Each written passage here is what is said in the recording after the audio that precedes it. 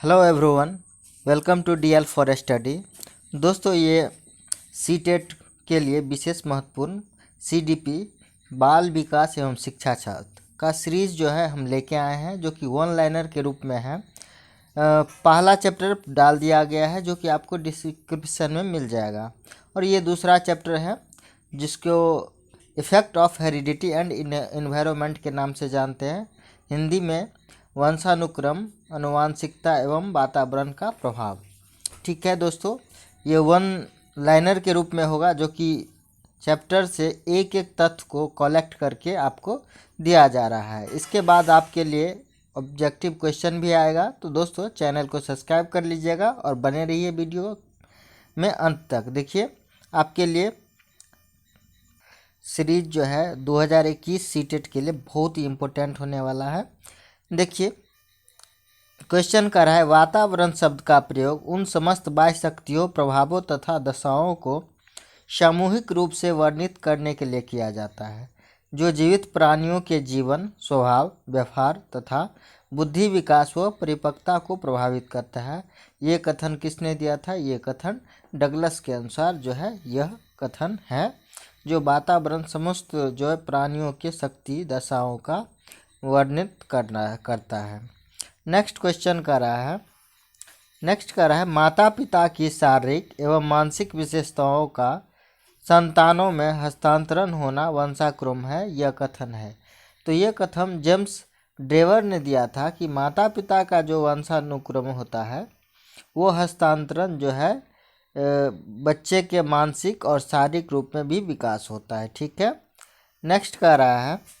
Next में लिखा हुआ है कि जब माता पिता के बच्चे उसके विपरीत विशेषताओं वाले विकसित होते हैं तो यह क्या होता है?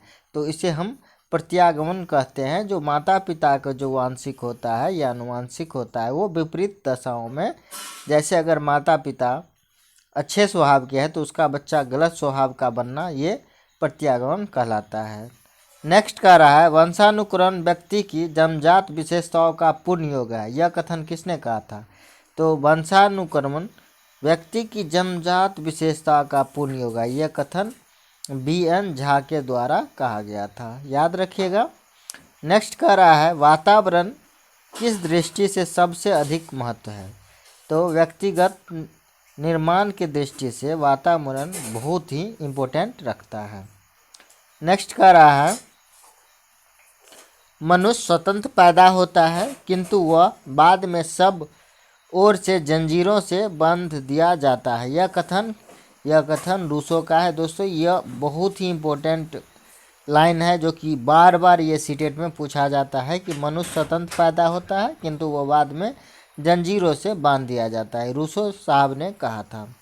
नेक्स्ट कह रहा है, एक संतान में माता पिता के अतिरिक्त पूर्वजों के गुण या लक्षण आते हैं, तो ये किस रूप में आते हैं? तो आप दिखाया गया है कि 1/2 माता पिता का, 1/4 दादा दादी का, 1/8 परदादा दादी का और 1/16 या 1/32 शेषांक अन्य पूर्वजों से ये गुण जो है एक बच्चे में आते हैं।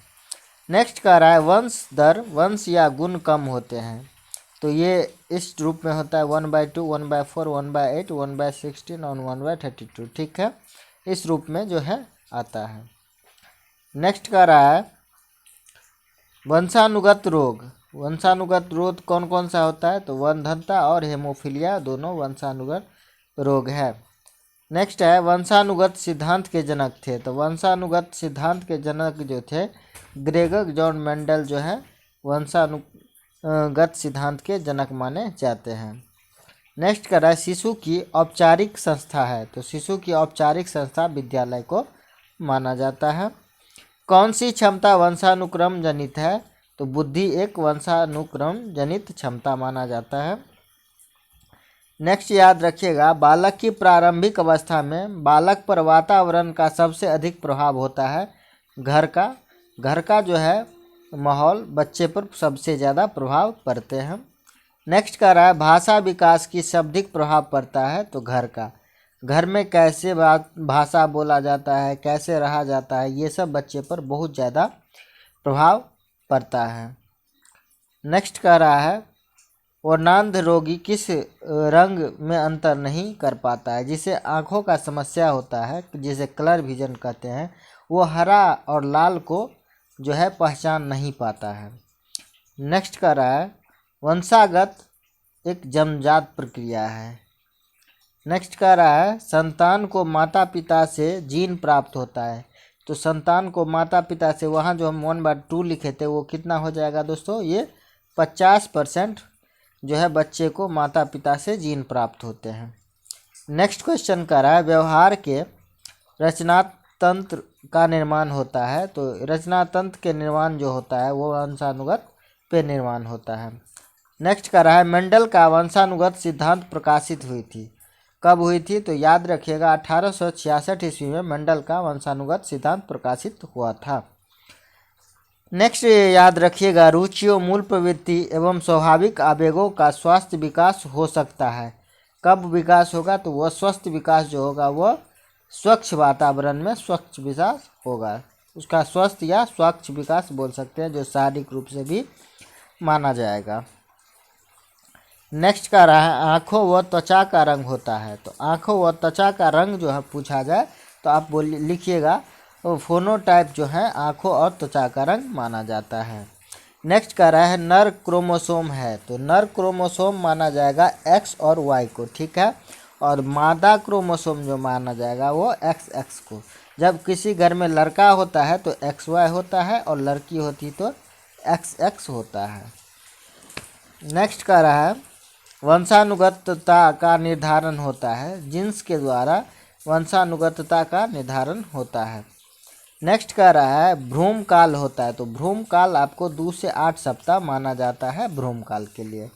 नेक्स्ट कह रहा है लड़का या लड़की होना निर्धारण होता है। तो नर शुक्राणु द्वारा, क्योंकि नर में एक्स वाई शुक्राणु पाए जाते हैं और महिला में जो है एक्स एक्स। तो अगर एक्स वाई जो होगा तो वो नर के द्वारा ही निर्धारण होगा, जो लड़का होगा या लड़की होगा। नेक्स्ट कह रहा है वंशानुगत गुणों का एक पीढ़ी से दूसरी पीढ़ी में हस्तांतरण होने की प्रक्रिया डैश कहते हैं। तो एक पीढ़ी से दूसरे पीढ़ी में जो वंशानुगत गुण होगा वो अनुवांशिकता के रूप में जाना जाएगा। नेक्स्ट कह रहा है जीव सांख्यिकी सिद्धांत का प्रतिपादन डैश मनोवैज्ञानिक ने किया था। तो जीव सांख्यिकी सिद्धांत का प्रतिपादन फ्रांसिस गाल्टन के द्वारा किया गया था। नेक्स्ट कह रहा है अनुवांशिकता का एवं वातावरण दोनों क्या है? एक दूसरे के पूरक माना जाता है अनुवांशिकता और वातावरण, याद रखिएगा। नेक्स्ट कह रहा है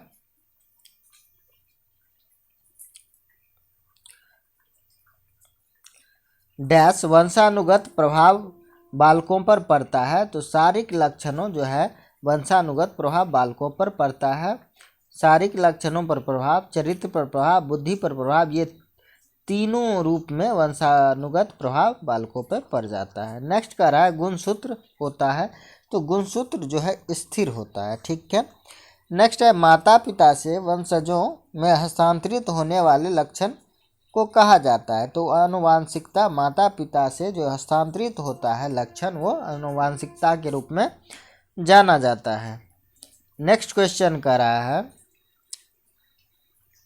जुड़वा भाइयों में से एक को सामाजिक एवं आर्थिक रूप से धनाढ़ परिवार द्वारा गोद लिया जाता है और दूसरे को एक निर्धन परिवार द्वारा 1 वर्ष के बाद उनके बुद्धि लब्धांक के बारे में से डैश अवलोकन होने की शाब्दिक संभावना है। तो उसका जो संभावना बनता है वो सामाजिक आर्थिक स्तर बुद्धि लब्धांक को प्रभावित नहीं करता है। तो ये याद रखिएगा, सामाजिक आर्थिक उसका बुद्धि लब्धांक को निर्धारित नहीं कर सकता है। नेक्स्ट क्वेश्चन है, नेक्स्ट कह रहा है मुख्य रूप से अनुवांशिकता संबंधित कारक है। तो अनुवांशिकता संबंधी जो कारक होगा, आँखों का रंग जो है अनुवांशिकता संबंधी कारक माना जाता है। नेक्स्ट क्वेश्चन कह रहा है संस्कृति पर शिक्षा का क्या प्रभाव पड़ता है। तो संस्कृति पर जो शिक्षा का प्रभाव पड़ेगा वो संस्कृति की निरंतरता को बनाए रखना, संस्कृति को हस्तांतरण में सहायता करना, संस्कृति की परिष्करण करना, ये संस्कृति पर शिक्षा का प्रभाव पड़ता है। नेक्स्ट क्वेश्चन कर रहा है मानवीय विकास में आनुवंशिकता एवं परिवेश की भूमिका के संदर्भ में समुचित कथन है। तो आनुवंशिकता और परिवेश की भूमिका क्या निभाता है? वो निभा रहा है विकास के विभिन्न क्षेत्रों में आनुवंशिकता एवं परिवेश का सापेक्षित प्रभाव परिवर्तनशील है, यही आनुवंशिकता और परिवेश का भूमिका अदा करता है। नेक्स्ट है प्राकृतिक पोषण विवाद में प्राकृतिक से क्या अभिप्राय है? तो प्राकृतिक से जो अभिप्राय होगा वो होगा जैविकीय विशिष्टताएं या वंशानुक्रम सूचनाएं जो है प्राकृतिक का अभिप्राय माना जाएगा। नेक्स्ट है समान पुरुष में XY गुणसूत्र होते हैं जबकि समान महिला में डैश होते हैं। तो समान महिला में जो होता है वो XX गुणसूत्र पाया जाता है। नेक्स्ट कह रहा है आनुवंशिकता को डैश सामाजिक संरचना माना जाता है। तो आनुवंशिकता को जो माना जाता है वो स्थिर माना जाता है। नेक्स्ट कह रहा है मानव विकास के किन दोनों के योगदान का परिणाम है? तो वंशानुगमन और वातावरण दोनों जो है मानव विकास का योगदान का प्रभाव माना जा रहा है।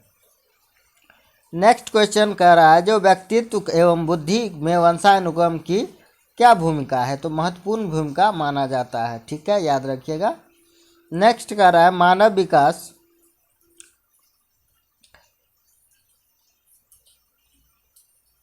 व्यक्तित्व का परिमाप है। तो मानव व्यक्तित्व का परिमाप जो होता है वो वंशानुगमता और वातावरण अंतःक्रिया दोनों जो है आनुवंशिकता माना जाता है, और वातावरण की अंतःक्रिया ये मानव व्यक्तित्व का परिमाण मापा जाता है। नेक्स्ट कह रहा है, एक मिनट दोस्तों, नेक्स्ट कह रहा है कि आनुवंशिकता को एक डैश सामाजिक संरचना माना जाता है। अस्थायिक जो है आनुवंशिकता को सामाजिक संरचना के रूप में परिभाषित किया जाता है। नेक्स्ट कहता है डैश तथा डैश की विशिष्टता अन्योन्य क्रिया का परिमाप विकास के विविध मार्गों और निष्कर्षों के रूप में हो सकता है। तो यहाँ वंशानुगमन और पर्यावरण की अन्योन्य क्रिया का परिमाण विकास के विविध मार्गों का निष्कर्षों के रूप में हो सकता है। वह अवस्था जो कि माता के 21 गुणसूत्रों जोड़े को अलग न होने पाने की एक कारण कहलाती है कि डाउन सिंड्रोम जो है मानव की जो 21 गुणसूत्र है उस जोड़े को अलग नहीं होने देती है। नेक्स्ट कह रहा है कि क्या बच्चे इसलिए भाषा अर्जित करते हैं क्योंकि उनमें आनुवांशिक रूप से ऐसा करने की पूर्ण प्रवृत्ति होती है, या उनके माता पिता प्रारंभिक अवस्था से ही उन्हें गहन रूप सिखाते हैं? यह प्रश्न आवश्यक रूप से दर्शाता है। तो ये प्रश्न जो दर्शाता है वो प्राकृतिक पोषण विवाद को दर्शाता है। नेक्स्ट कह रहा है एक कक्षा 6 वर्ष की लड़की खेलकूद से असाधारण योग्यता प्रदर्शित करती है। उनके माता पिता दोनों ही खिलाड़ी हैं। उसे नृत्य प्रशिक्षण प्राप्त करने भेजते हैं। तो उसे नृत्य जो अगर सिखाया जाएगा और सप्ताहांत में उसे प्रशिक्षण देता है, बहुत संभव है कि उनकी क्षमताएं डैश दोनों के बीच परस्पर प्रतिक्रिया का परिमाण होगा। तो वहाँ जो प्रतिक्रिया होगा आनुवांशिकता और पर्यावरण का परस्पर परिणाम निकलेगा। तो दोस्तों अगर वीडियो आपको अच्छा लगा हो तो आप लाइक सब्सक्राइब शेयर करना नहीं भूलिएगा। कम समय में ज़्यादा से ज़्यादा तैयारी करने के लिए जो है वीडियो बहुत ही उपयुक्त होगा। इसके बाद आपके लिए ऑब्जेक्टिव टाइप क्वेश्चन लाया जाएगा।